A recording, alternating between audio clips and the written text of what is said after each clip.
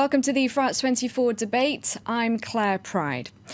Now, as Donald Trump finds himself at the centre of controversy again, we're asking how costly his comments about the mother of a dead US Muslim soldier could be.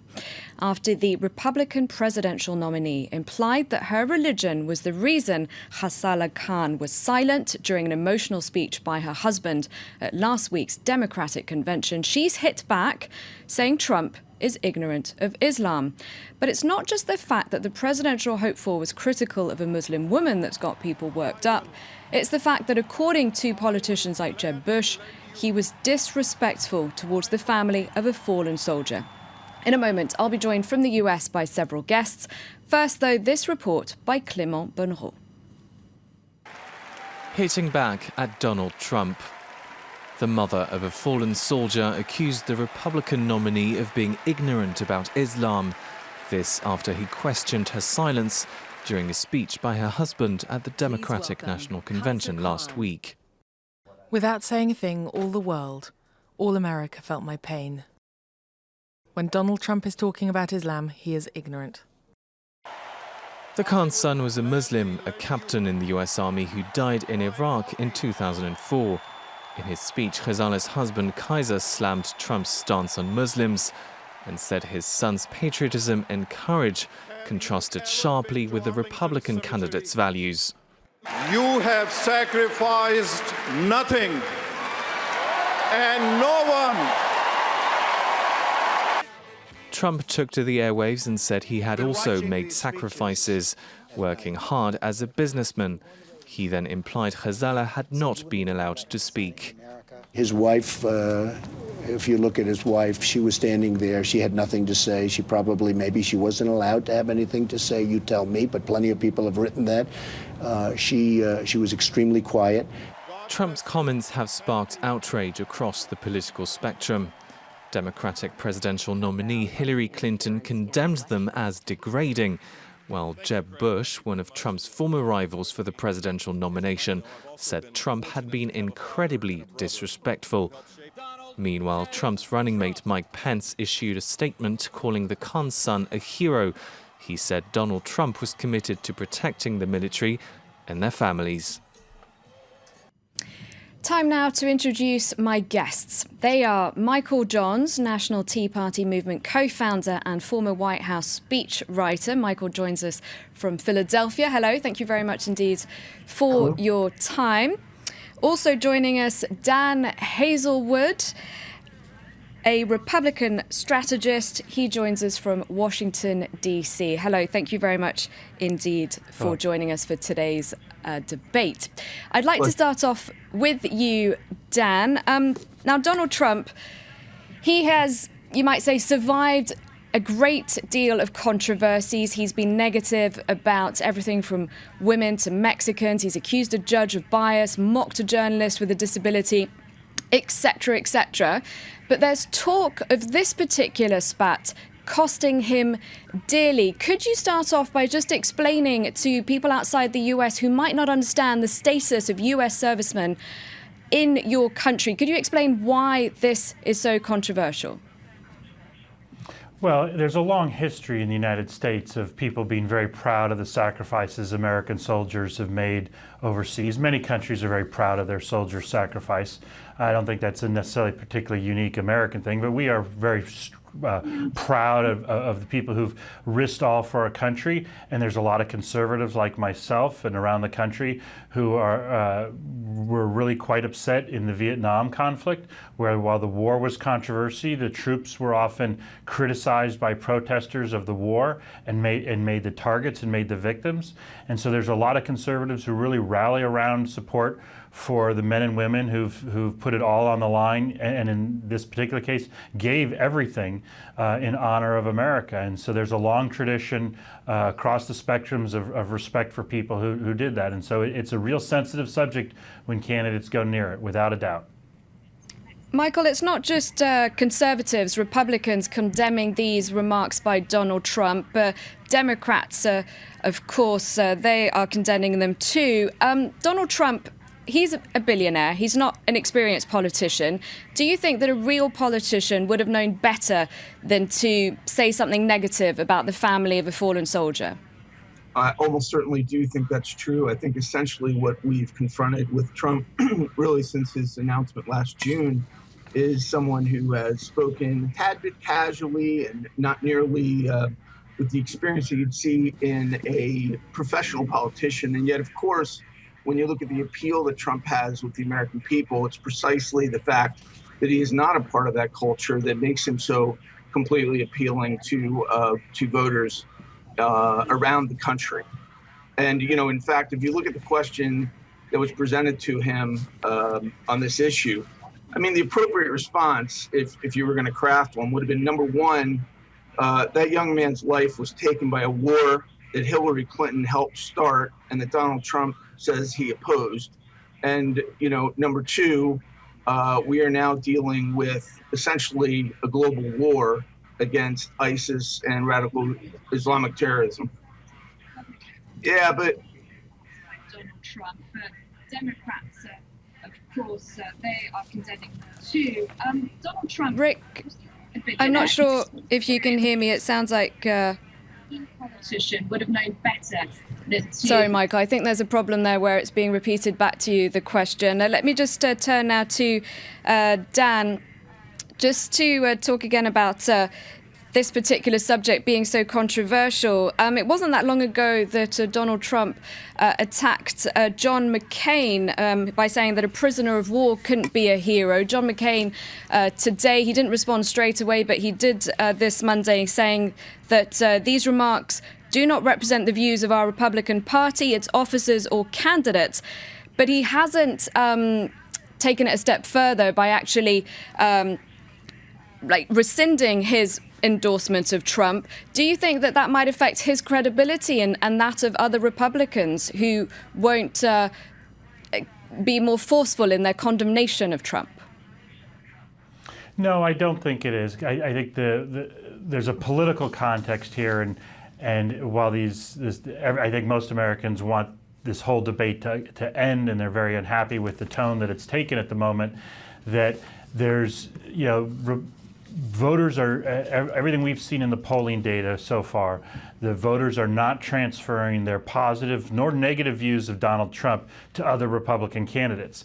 And so there's this big hue and cry in the media for Republicans to disown Donald Trump. And ironically, one of the frustrating things from a conservative point is there's no hue and cry from the media to asking Democratic candidates whether they support Hillary Clinton's illegal use of the server at the State Department. So there is a double standard, and voters see this, and and everybody knows. I mean, everybody knows that Donald Trump is different.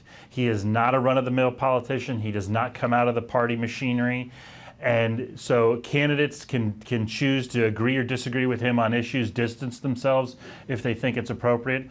But so far we've seen where Republicans have disavowed Donald Trump. They haven't been rewarded by support from the media or the electorate. And where they have stuck with him, they haven't been gone down in the polls. So I think the American public realizes that he is a different phenomenon, and you have to just evaluate other candidates in relationship to Donald Trump by a totally different measure. You say he's different. His campaign certainly has been unorthodox. Some people, though, would have expected that at this stage, now that it's down to a general election, now that it's down to just Donald Trump versus Hillary Clinton, he might, some would argue, be a little bit more responsible in his comments. Turns out that perhaps all of the criticism we've seen so far was genuine. It wasn't an act. Yeah, you know, it's a good thing I'm not a betting person, because if I had bet that Donald Trump would have changed tactics, I would have lost a lot of bets by now. He's going to do what he's going to do. And I think part of the problem here and part of the frustration is that the Democrats have successfully captured this comment, and they're focusing a lot of attention on this. And the problem that we have politically is that there's a major problem of how does the U.S. deal with Islamic terrorism. Internationally, it's a major threat. There's domestic radicalization that's a problem. We've seen it in Orlando. We've seen it in other places.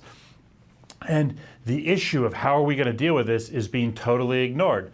The Trump people are making a political error in not focusing on Hillary Clinton, who in her speech said she was going to have a conference to talk about radical Islamic terrorism. The American people are tired of talk. They want solutions. They don't like where Donald Trump is going right now with his rhetoric and don't understand it.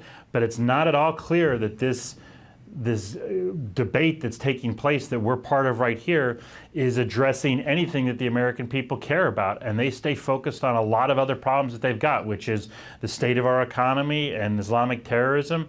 And Hillary Clinton doesn't have positive solutions for either of these to these people either. So it's a giant mess from the public's point of view.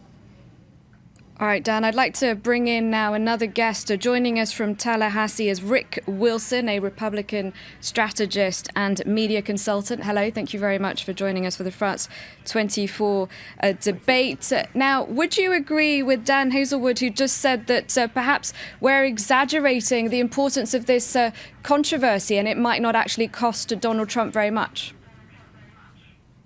Well, my friend Dan is right in part on this, because nothing does seem to affect the support at Trump's core. At the base of his support, there is an immutable group of voters who don't change their minds and who stick with him through thick and thin.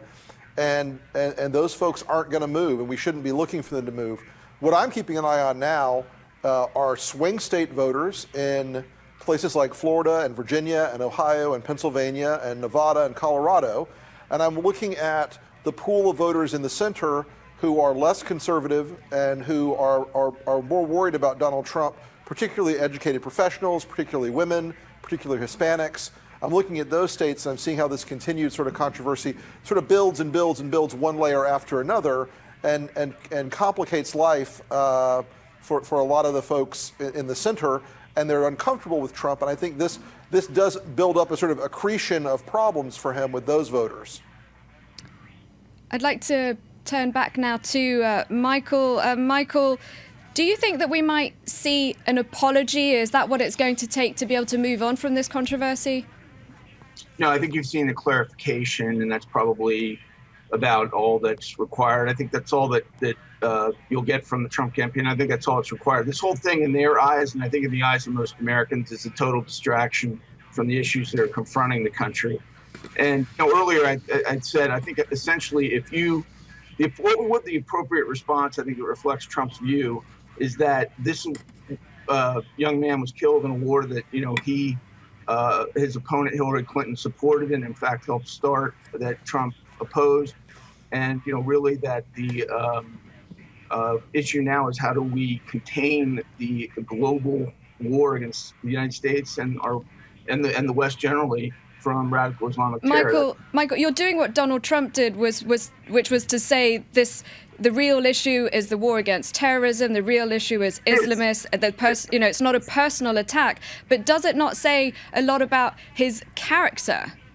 The fact that he would be impulsive and not back down from this. Some saying that a better man would know when to just put an end to the dispute.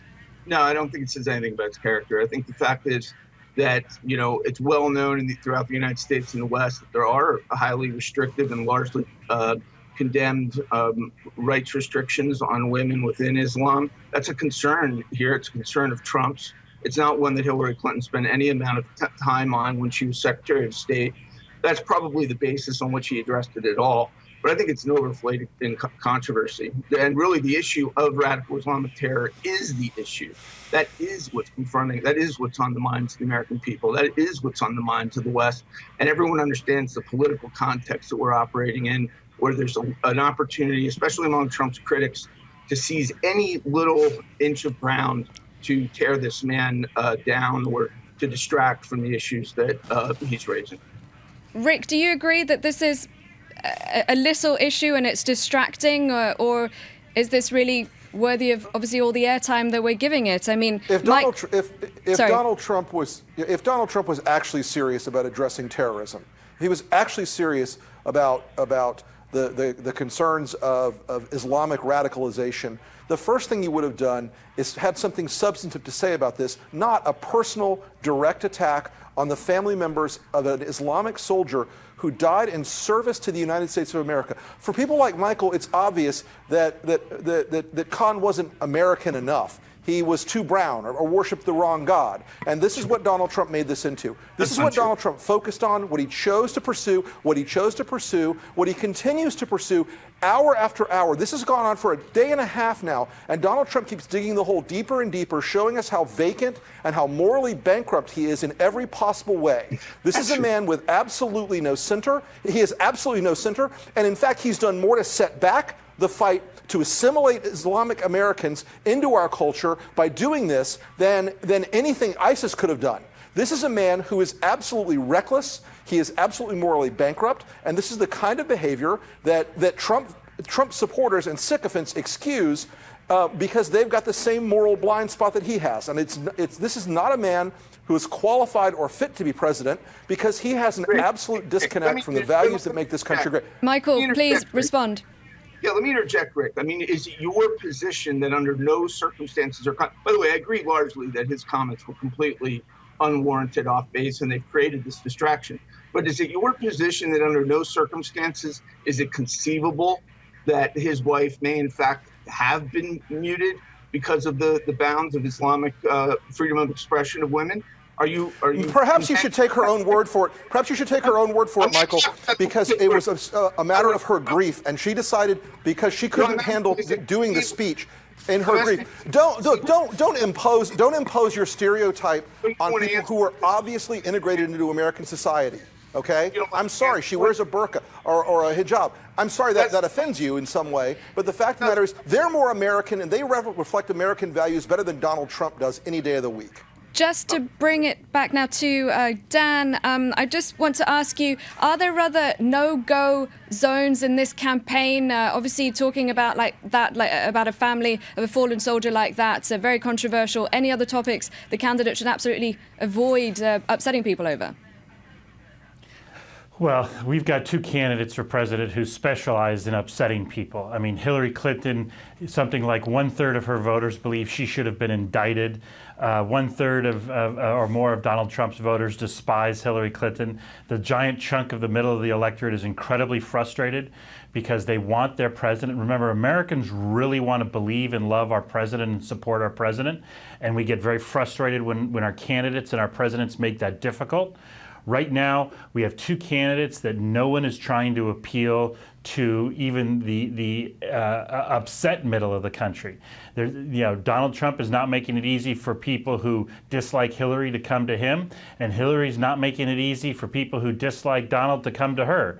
They're just concentrating on making the other person more horrible, and they hope that that's the solution. And there's a breakthrough that somebody can have at some point. I don't know when we're going to see it, though. All right, thank you very much. I'm really sorry we don't have enough time for you to respond. We really appreciate all of your time, though. Michael Johns, Rick Wilson, Dan Hazelwood, thank you very much for joining us for the France 24 debate. That's it from me. Bye for now.